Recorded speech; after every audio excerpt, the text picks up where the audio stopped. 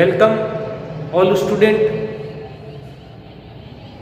اردو کی کہانی ہمارے چینل اور محتا کالج کی آن لائن کلاسز میں آپ سب کا میں محمد طاہر تہہ دل سے استقبال کرتا ہوں.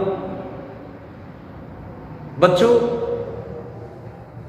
آج کا ہمارا بی اے پارٹ فرسٹ کا ہمارے نصاب میں شامل موضوع اور اہم ترین سوالات میں سے ایک سوال غالب کی خطوط نگاری کا جائزہ، یعنی غالب کی نثر نگاری پر آج ہم چرچا کریں گے. تو آج کا ہمارا موضوع ہوگا غالب کی خطوط نگاری.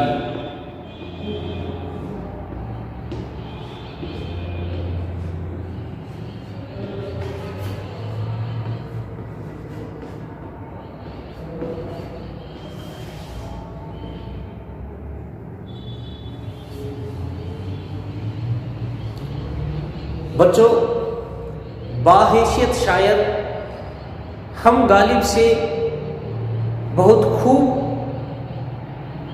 واقف ہیں، ان سے آشنا ہیں. بہت سے تنقید نگاروں نے انہیں اپنے موضوع میں رکھا ہے اور ان پر تنقید کی ہے. ان کی شاعری کو ہم اچھی طرح سے سمجھتے ہیں کہ باحیثیت شاعر وہ کیا مقام رکھتے ہیں، کیا حیثیت رکھتے ہیں.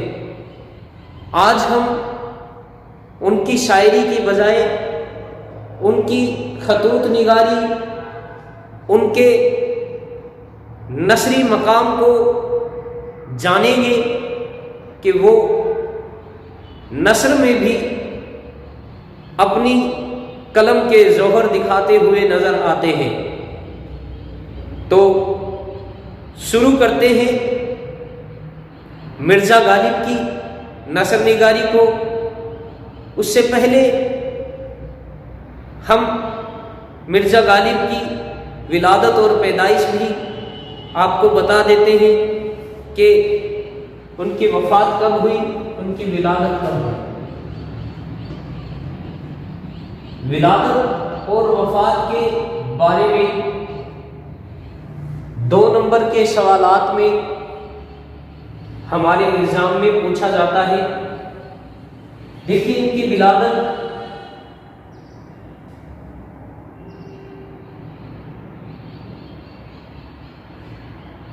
1797 عیسوی آگرہ میں ہوئی اور ان کی وفات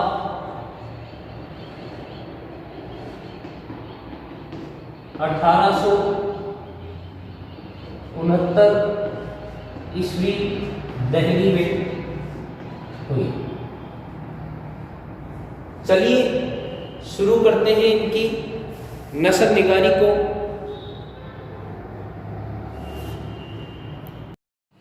چلیے بچوں آگے بڑھتے ہیں. ہم ہمارے اس ٹاپک کو، اس سلسلے کو آگے بڑھاتے ہیں. مرزا غالب کی ایک شاعر کی حیثیت سے سارے زمانے میں بڑی شہرت و مقبولیت ہے. دیکھیے ان کی شاعرانہ قابلیت اور صلاحیت کا سبھی نے اعتراف کیا ہے. سبھی ان کی شاعری کا تانتا مانتے ہیں، ان کی شاعری کا اعتراف کرتے ہیں اور احترام بھی کرتے ہیں. تقریباً ہر تنقید نگار نے یہ رائے دی ہے کہ مرزا غالب کی شاعری انوکھی، خوبصورت اور زبردست ہے. اس کے علاوہ جب ان کو نثر کے میدان میں ایک خطوط نگار کی حیثیت سے دیکھتے ہیں تو مسرت آمیز حیرت ہوتی ہے. کہ وہ نثر میں بھی اعلیٰ درجے کی قابلیت رکھتے ہیں، اگرچہ انہوں نے کچھ کتابوں پر اپنی تنقیدی رائے لکھی ہے جس سے ان کی فن شاعری پہ مہارت کا اندازہ ہوتا ہے، لیکن ان کے خطوط ان کے نثر نگاری کا بہترین اور خوبصورت نمونہ ہے۔ اگر ہم ان کے خطوط پر چرچا کریں گے تو ہمیں پتہ چلے گا کہ وہ کتنے بڑے نثر نگار بھی تھے اور کتنی بہترین اور خوبصورت ان کا اسلوب بیان، ان کی نثر نگاری تھی۔ لیکن ان کی شاعرانہ قابلیت کی طرح خطوط نگاری میں بھی ان کی نثری قابلیت دوپہر کے سورج کی طرح آب و تاب کے ساتھ ابھر کر سامنے آتی ہے۔ انہوں نے خطوط نگاری کا کچھ ایسا انداز تحریر اختیار کیا کہ جو نہ تو پہلے کہیں نظر آیا، نہ ان کے دور میں کوئی ایسا انداز ظاہر ہو کر سکا، اور نہ ان کے بعد آج تک خطوط نگاری کا ایسا رنگ ڈھنگ دیکھا گیا ہے۔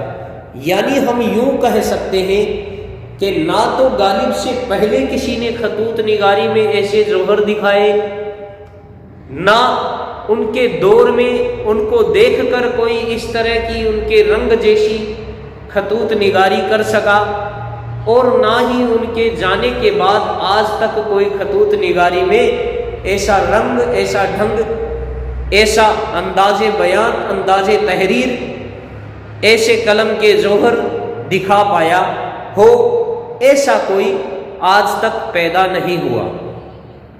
آگے دیکھیے،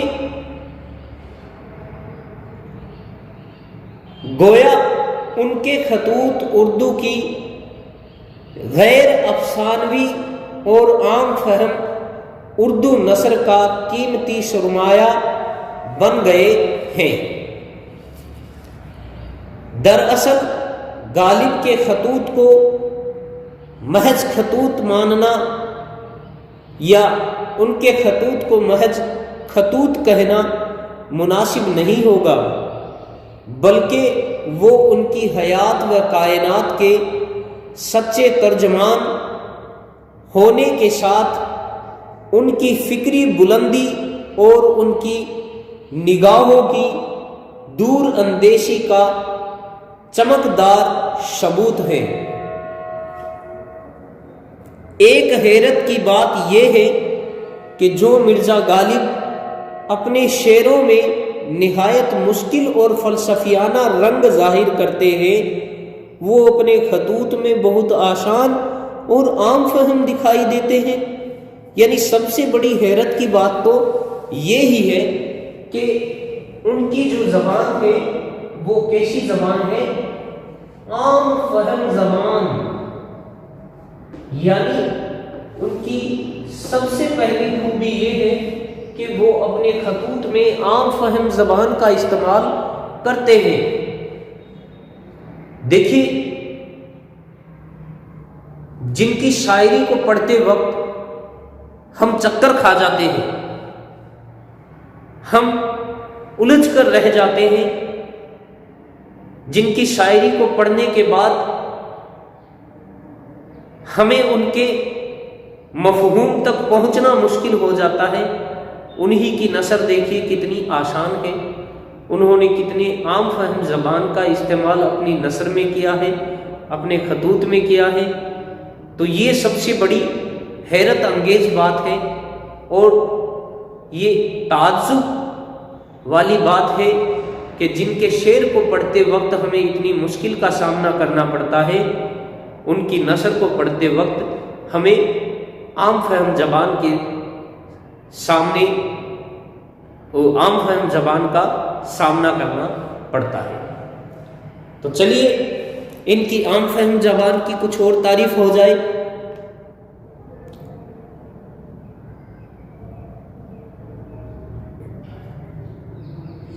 देखिए, उन्होंने अपने खतूत में सादगी, सलासत और आम फहमी के साथ अक्सर मकामात पर बहुत दिलचस्प तहरीर का मुजाहिरा करते हैं, जिसमें लुत्फ व लज्जत भी है, तंज व मिजाह भी है, अपने दौर के हम अहम वाक़यात की तस्वीरें भी हैं और अपने ज़ाती हालात व मामलात की तर्जमानी भी है। गालिब के ज़माने तक खतूत में एक ख़ास रिवायत अमल में लाई जाती थी कि जिसको ख़त लिखा जा रहा है उसके लिए बड़े बड़े अलकाब व आदाब इस्तेमाल किए जाते थे। खत के मजमून को इंतखाब शुदा लफ्ज़ों में सजाकर लिखा जाता था। तकल्लुफ़ व तिश्ना से बहुत ज़्यादा काम लिया जाता था। इस तरह खत लिखने का मकसद और सबब अंदाज़े बयान में उलझ कर रह जाता था। गालिब ने इस रिवायत को कतई नज़र अंदाज कर दिया और खतूत निगारी का ऐसा तरीका कायम किया जैसे दो शख्स आमने सामने बैठकर गुफ्तगू कर रहे हों, यानी मरासले को मकालमा बना दिया। ये और इनकी एक और खूबी है कि ये मरासले को मकालमा बना देते हैं। तो देखिए, मिर्ज़ा गालिब की जो पहली खूबी है वो तो है इनकी जिद्दत पसंदी, जिसके बारे में हमने चर्चा नहीं की। खैर, उसके बारे में मैं आपको आगे बताने जा रहा हूँ। सबसे पहली जो इनकी खूबी हमने जानी है वो है आम बोलचाल की ज़बान या आम फहम ज़बान।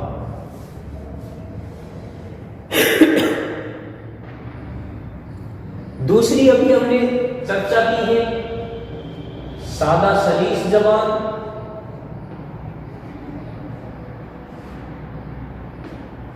तीसरी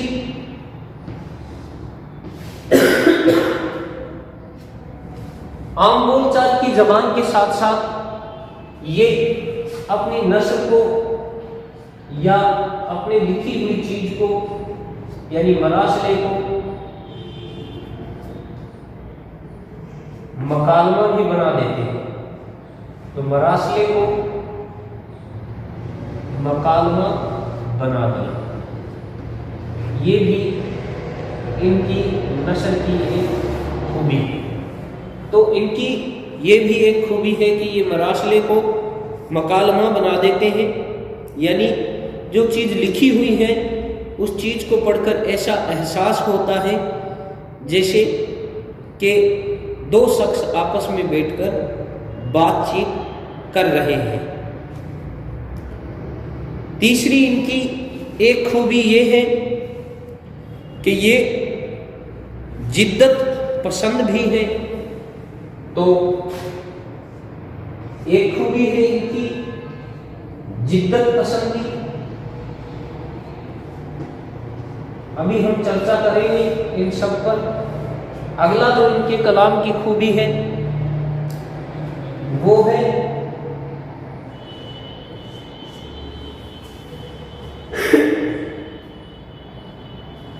शौखी व ज़राफ़त। शौखी व ज़राफ़त। छठी इनके कलाम की खूबी है सवाने उंगली के अनाशिर, यानी इनकी जो नस्ल है, इनके जो खतूत है, खतूत निगारी है, उनमें हमें इनके ज़माने की, इनकी खुद की निजी, इनके वाक़यात, इनकी ज़िंदगी के बारे में भी पता लगता है। तो इसमें हमें सवाने उंगली के अनाशिर भी देखने को मिल सकते हैं। ये भी इनके खतूत की एक अहम खूबी है।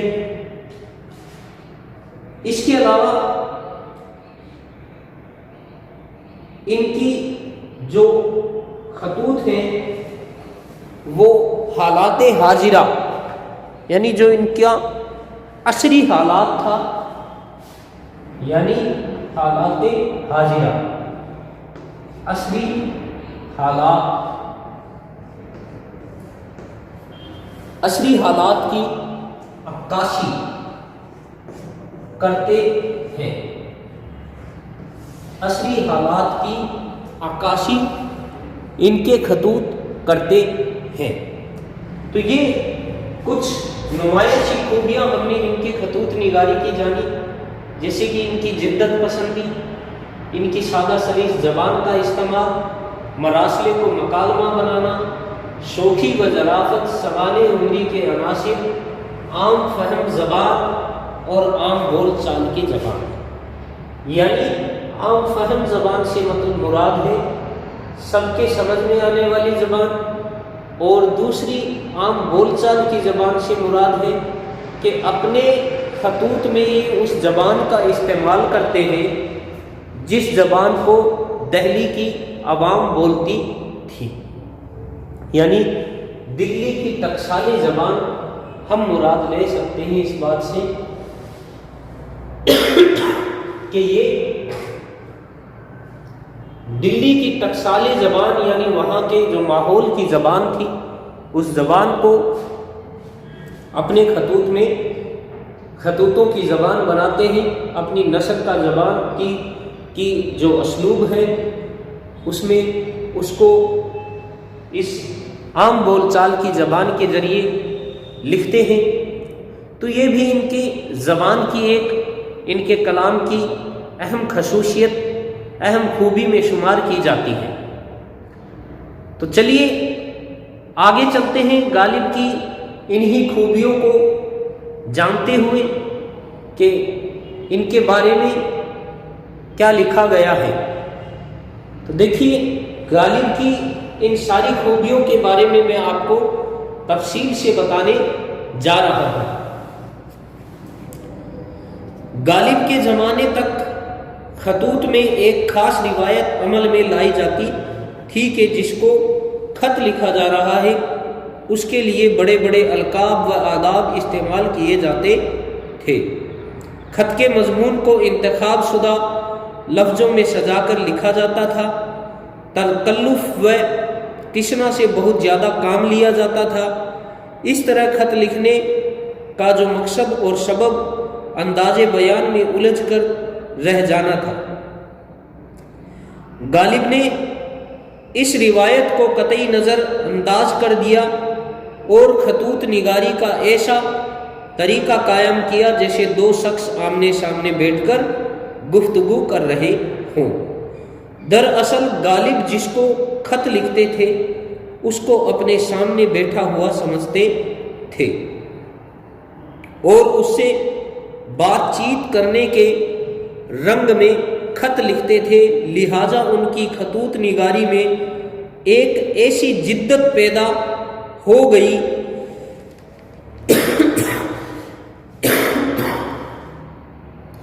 جو حقیقت کی ترجمان تھی۔ غالب اپنے اس مخصوص رنگ کے بارے میں لکھتے ہیں کہ میں نے اپنی خطوط نگاری سے مراسلے کو مکالمہ بنا دیا ہے، یعنی خود اپنی جدت پسندی کا اظہار کرتے ہوئے کہتے ہیں کہ میں نے اپنے خطوط نگاری کو، مراسلے کو، خطوط نگاری میں لکھی ہوئی چیز کو بات چیت کا سا طریقہ اختیار کر کے پیش کر دیا ہے۔ تو دیکھیے یہاں غالب کا ایک خط کی مثال کے طور پر پیش کیا جا رہا ہے جس سے یہ ثابت ہوتا ہے کہ واقعی غالب نے مراسلے کو مکالمہ بنا دیا ہے۔ غالب اپنے شاگرد ہر گوپال تفتہ کو لکھتے ہیں، کیوں صاحب روٹھے ہی رہو گے یا منو گے بھی، اور اگر کسی طرح نہیں منتے تو روٹھنے کی وجہ لکھو۔ میں اس تنہائی میں صرف خطوط کے بھروسے جیتا ہوں، یعنی جس کا خط آیا میں نے جانا کہ وہ شخص تشریف لایا۔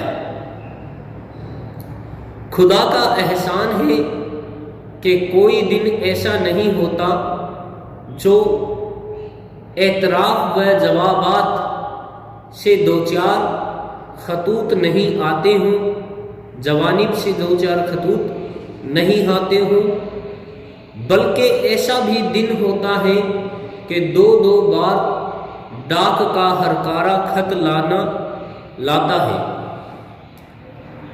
ایک دو صبح کو ایک دو شام کو۔ میری دل لگی ہو جاتی ہے، دن ان کے پڑھنے اور جواب لکھنے میں گزر جاتا ہے۔ یہ کیا سبب 10-12 دن سے تمہارا خط نہیں آیا، یعنی تم نہیں آئے۔ خط لکھو صاحب، نہ لکھنے کی وجہ لکھو، آدھ آنے میں بخل نہ کرو، ایسا ہی ہے تو بے رنگ بھیجو۔ یعنی یہ انہوں نے اپنے شاگرد ہرگوپال تفتہ کے نام خط لکھا ہے۔ ہرگوپال تفتہ سے جب یہ اپنے خط کے ذریعے مخاطب ہو رہے ہیں تو ایسا محسوس ہو رہا ہے کہ جیسے وہ لکھ نہیں رہے ہیں بلکہ ان سے بات چیت کر رہے ہیں۔ تو یہی تو وہ انداز ہے جو مراسلے کو مکالمہ بنا دیتا ہے۔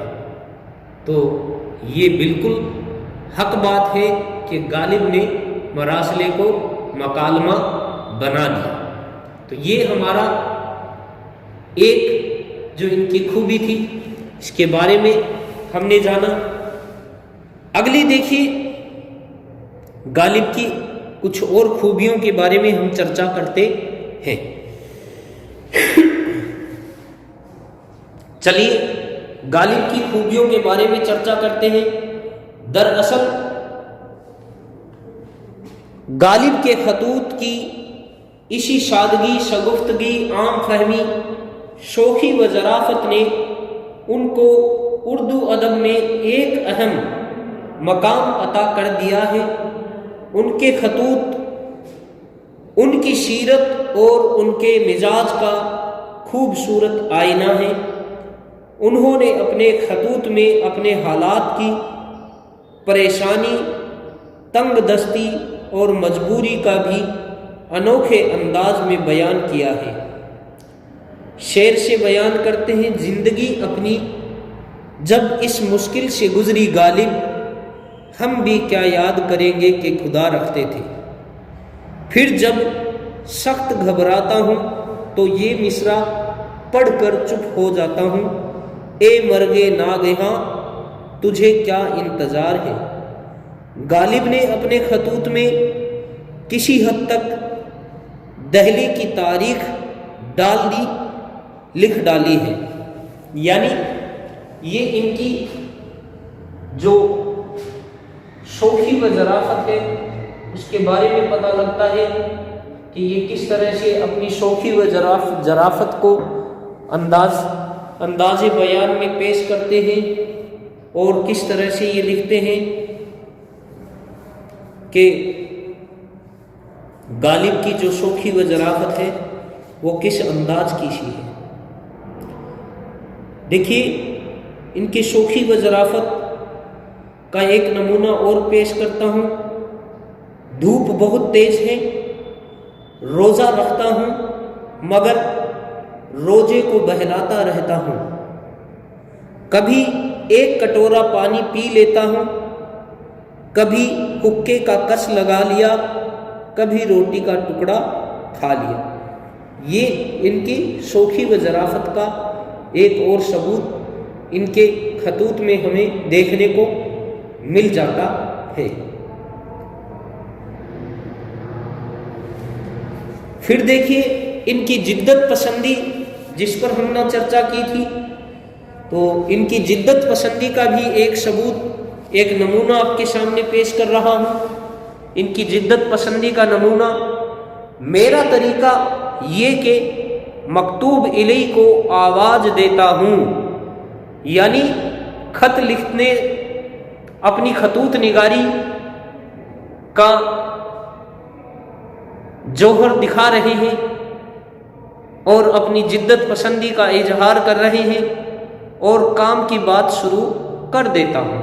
یعنی مکتوب الی سے مراد ہے جن کو خط لکھ رہے ہیں، انہیں خط لکھنے کی بات نہیں کہہ رہے، اپنے مراسلے کو مکالمے کا ثبوت دے رہے ہیں کہ میں اس کو آواز لگاتا ہوں اور کام کی بات شروع کر دیتا ہوں، یعنی اس سے گفتگو شروع کر دیتا ہوں۔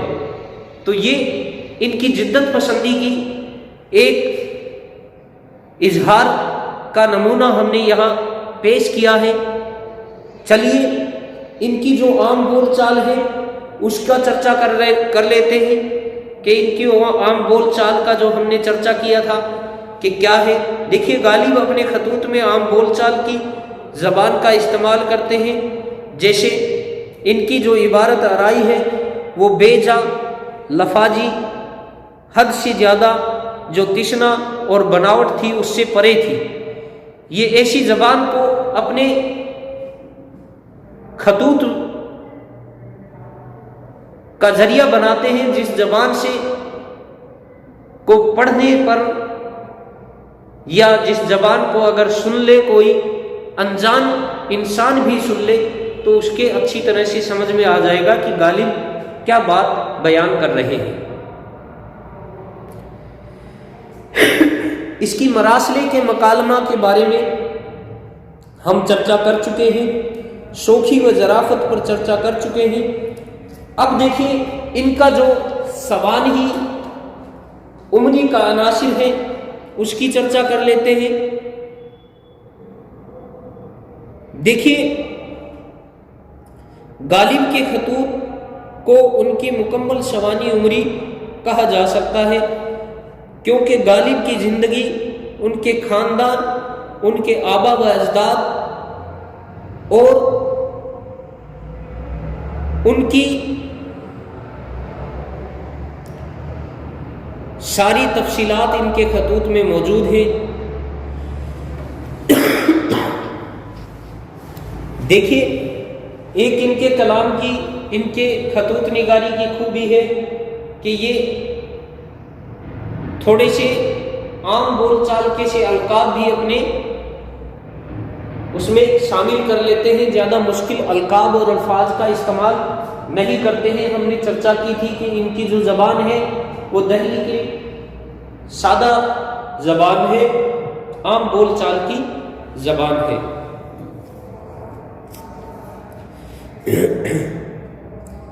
دیکھیے ان کی جو عصری حالات کی عکاسی ہے اس کی اگر چرچا کریں تو ان کے خطوط میں ہمیں 1857 عیسوی کی جو ناکام بغاوت تھی اس کی چرچا ہمیں ان کے خطوط میں مل جاتی ہے، ان کے خطوں میں ہمیں پڑھنے کو مل جائے گی۔ یعنی ان کے خطوط عصری حالات، یعنی جو ان کا دور حاضرہ تھا، ان کا زمانے کی بہترین عکاسی کا نمونہ بھی ہے۔ چلیے ہم ہمارے اس ٹاپک کو اور آگے بڑھاتے ہیں، دیکھتے ہیں غالب کی کلام کی کیا کیا اور خوبیاں ہیں۔ غالب نے اپنے خطوط میں کسی حد تک دہلی کی تاریخ لکھ ڈالی ہے۔ دہلی کی تباہی و بربادی، شعر و ادب کی محفلوں کا اجڑنا، شاعروں، ادیبوں اور دہلی کے کئی رہنے والوں کو دہلی چھوڑنے پر مجبور ہونا، اور ایسی ہی دہلی کی مختلف مصیبتوں کا ذکر کیا ہے۔ یعنی عصری حالات کی عکاسی کرتے ہیں۔ غالب اپنے شاگرد ہر گوپال توفتہ کو ایک خط میں بہت دردناک طریقے سے لکھتے ہیں۔ دیکھیے ان کے خط کا ایک اور نمونہ میں آپ کے سامنے پیش کرنے جا رہا ہوں، جس میں یہ اس حالات کا بیان کر رہے ہیں جو انہوں نے اپنی آنکھوں سے جو منظر دیکھا تھا اس منظر کا بیان کر رہے ہیں۔ یہ کوئی نہ سمجھے کہ میں اپنی بے رونقی اور تباہی کے غم میں مرتا ہوں۔ جو دکھ مجھ کو ہے اس کا بیان تو معلوم، مگر اس بیان کی طرف اشارہ کرتا ہوں۔ انگریز کی قوم میں سے جو ان روشیاہ کالوں کے ہاتھ سے قتل ہوئے، ان میں کوئی میرا امیدگاہ تھا، اور کوئی میرا شفیق، اور کوئی میرا دوست، اور کوئی میرا یار، اور کوئی میرا شاگرد۔ ہندوستانیوں میں کچھ عزیز، کچھ دوست، کچھ شاگرد، شو وہ سب کے سب خاک میں مل گئے۔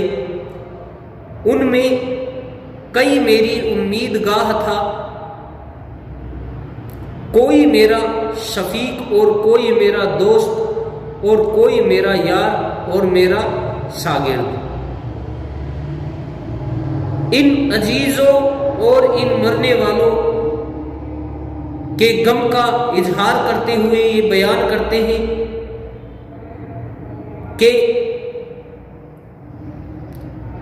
ایک عزیز کا ماتم کتنا سخت ہوتا ہے، جو اتنے عزیزوں کا ماتم دار ہو اس کی زیست کیوں کر نہ دشوار ہو، یعنی اس کا جینا کیوں نہ دشوار ہو۔ ہائے اتنے یار مرے کہ جو اب میں مروں گا تو میرا کوئی رونے والا بھی نہ ہوگا۔ تو یہ انہوں نے، غالب نے اپنے خط میں اس دور کے حالات، اپنے زمانے کے حالات کا بیان کیا ہے، اور یہ ایسی دردناک تصویر انہوں نے پیش کی ہے کہ اس کو پڑھنے کے بعد کوئی اس سے متاثر ہوئے بغیر نہ رہ سکے گا۔ آگے چلتے ہیں۔ غالب سے پہلے خطوط نگاری کا یہ سیدھا سچا انداز کہیں نہ تھا۔ انہوں نے القاب و آداب کو اکثر نظر انداز کرتے ہوئے خطوط لکھے ہیں۔ انہوں نے بناوٹی آداب و القاب کو بیکار سمجھ کر بے تکلفی سے خط لکھے۔ ایک اور مثال پیش کی۔ دیکھیے، یہ تشنہ آرا زبان کو نظر انداز کرتے ہیں، بناوٹی ڈھنگ سے پرہیز کرتے ہیں،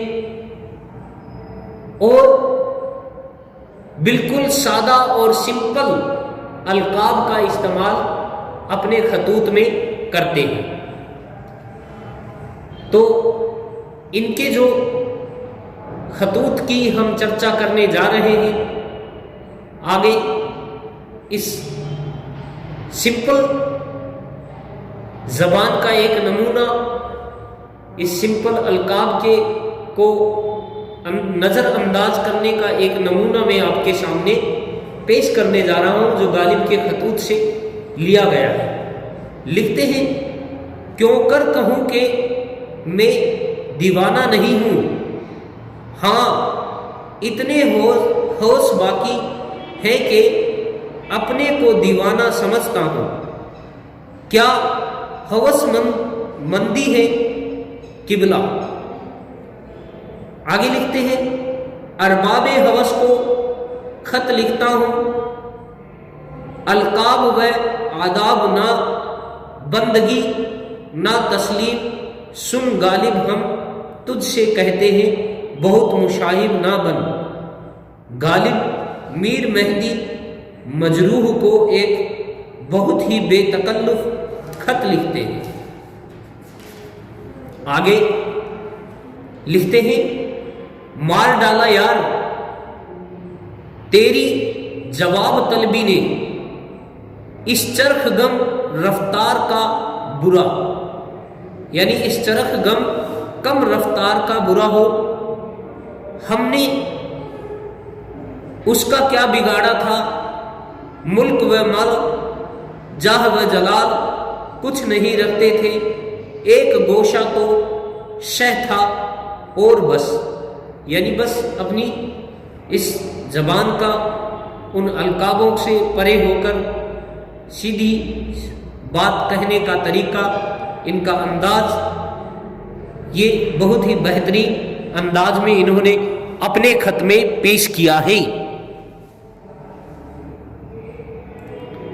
غالب کے خطوط کا جائزہ لینے سے معلوم ہوتا ہے کہ ان کے دوست و احباب کون کون تھے، مہروان و مددگار کس کس کو سمجھتے تھے، ان کا شاگردوں سے معاملات کیسے تھے، شاعر کی حیثیت سے ان کی کیا اہمیت تھی، وہ اپنی ذاتی زندگی میں کیسے تھے، ان کی ضرورتیں، دلچسپیاں اور مصروفیات کی کس طرح کی تھی، ان کے مشغلے اور ذوق و شوق کیا کیا تھے، وغیرہ وغیرہ۔ غالب شگفتہ مزاج، یعنی اپنی زبان میں شگفتگی رکھتے تھے، سادگی رکھتے تھے، اس وجہ سے ان کا مزاج بھی جو تھا وہ مزاج کے اکارڈنگ اپنی زبان کو پیش کرتے ہیں۔ تو غالب اپنی زبان کو شگفتہ مزاج سے لبریز کیے ہوئے ہیں، ان کا جو مزاج بھی تھا وہ بھی بالکل ہی شگفتہ، سمپل، سادہ تھا۔ تو چلیے ان کی شگفتہ مزاجی پر چرچا کرتے ہیں اور ان کی زندہ دلی پر چرچا کرتے ہیں۔ غالب شگفتہ مزاج اور زندہ دل انسان تھے، شاعری کی طرح ان کے خطوط میں بھی زندہ دلی، شوخی اور ظرافت کے کئی دلکش نمونے دکھائی دیتے ہیں جو غالب سے پہلے موجود نہ تھے۔ غالب کے خطوط کی زبان صاف، سادہ اور انداز بیان رواں دواں ہے اور بے ساختہ و فطری ہے۔ ان کے یہاں عربی و فارسی کے بھاری بھرکم الفاظ بھی ہیں، قافیہ دار تحریریں بھی ہیں، کہیں کہیں القاب و آداب بھی ہیں، مگر خوبی کی بات یہ ہے کہ ان میں ذرا بھی بناوٹ اور دکھاوٹ کا احساس نہیں ہوتا، نہ ان کے انداز تحریر کی روانی میں کمی آتی ہے۔ یعنی سب سے بڑی خوبی کی بات تو یہ ہے کہ وہ اپنے جو زبان ہے اس میں بناوٹ سے بالکل پرہیز کرتے ہیں، تشنہ آرائی سے بالکل پرہیز کرتے ہیں، مشکی جو الفاظ تھے، شکیل الفاظ تھے، ان سے گریز کرتے ہیں اور اپنی زبان کو بالکل سادہ اور سلیس بنا لیتے ہیں۔ آگے پھر ہم چرچا کرتے ہیں ان کی زبان کی۔ دیکھیے مرزا غالب کے خطوط کے دو مجموعے، اردو معلی اور عود ہندی، اردو ادب کے دو قیمتی شاہکار ہیں۔ ہم اس حقیقت سے انکار نہیں کر سکتے کہ ان کی خطوط نگاری نے اردو نثر کو ایک خاص فطری اور سادہ رنگ عطا کیا ہے۔ تو یہ ان کا جو حاصل کلام ہے اس پر چرچا کرتے ہیں۔ اسے ہم دیکھیے، چلیے ہم اس کو یوں لکھ سکتے ہیں کہ غالب کے خطوط کی ادبی اہمیت، تو غالب کے جو خطوط ہیں ان کی کیا ادبی اہمیت ہے۔ آخر میں ہم ہمارے اس موضوع کے اختتام پر یہ ضرور لکھیں تاکہ اور بہترین طریقے سے ہم ہمارے موضوع کو پیش کر سکیں۔ تو دیکھیے غالب کا اگلا جو موضوع ہے وہ ہے غالب کے خطوط کی ادبی اہمیت۔ یہ جو خوبی ہے، ان ساری خوبیوں کے باعث غالب کس طرح سے اپنی نثر نگاری کا مظاہرہ کرتے ہیں اور ان کی کس طرح سے جو مقبولیت ہے، ان کی شہرت کا جو تانتا بجتا ہے، اس کا کیا سبب ہے، جانتے ہیں ان کے غالب کے خطوط کی ادبی اہمیت کو۔ تو لکھتے ہیں مرزا غالب کے خطوط کے 2 مجموعے اردو معلّہ اور عود ہندی اردو ادب کے 2 قیمتی شاہکار ہیں۔ ہم اس حقیقت سے انکار نہیں کر سکتے کہ ان کی خطوط کی کسی خطوط نگاری نے اردو نثر کو ایک خاص فطری اور سادہ رنگ عطا کیا ہے۔ ان کے ہر خط کی کسی اہم مقصد یا سبب کا پتہ چلتا ہے۔ وہ اپنے قلم کو فضول اور رسمی باتوں سے بچا کر صرف مطلب و مقصد کی باتیں ہی لکھتے تھے۔ وہ جس کو خط لکھتے تھے اس کی عمر، اس کے حالات اور مزاج اور اس کے رتبہ وغیرہ کو مد نظر رکھ کر ہی خط لکھتے تھے۔ وہ خط میں منظر نگاری بھی کرتے تھے جس میں بڑی تاثیر ہوتی تھی۔ ایسا لگتا ہے جیسے سارا منظر لفظوں میں ڈھل گیا ہو۔ ان کے خطوط میں مثالوں کا انوکھا پن اور محاورات کا برجستہ استعمال یقیناً پیچیدہ،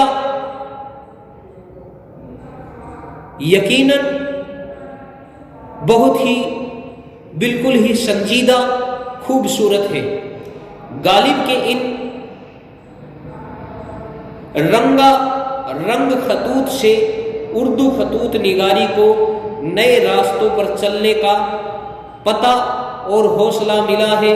خطوط نگاری خاص سے لے کر عوام تک کے لیے دلکش اور آسان ہو گئی۔ یعنی غالب کی جو زبان ہے اس زبان سے خطوط نگاری کو بالکل سادہ اور سلیس زبان کا استعمال کر کے اسے عوام و خواص سبھی سے آشنا کروایا غالب نے۔ یہ غالب کے خطوطوں کی ادبی اہمیت ہے۔ اور آج کا ہمارا یہ جو موضوع ہے یہیں پر ہم ختم کرتے ہیں۔